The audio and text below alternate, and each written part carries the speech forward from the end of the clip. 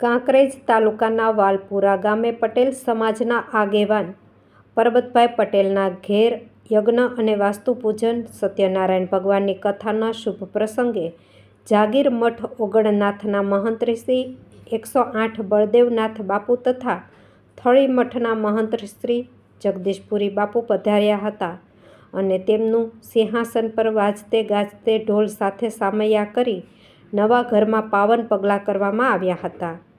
Good 24 news channel reporter Om Puri Goswami, Uttar Gujarat.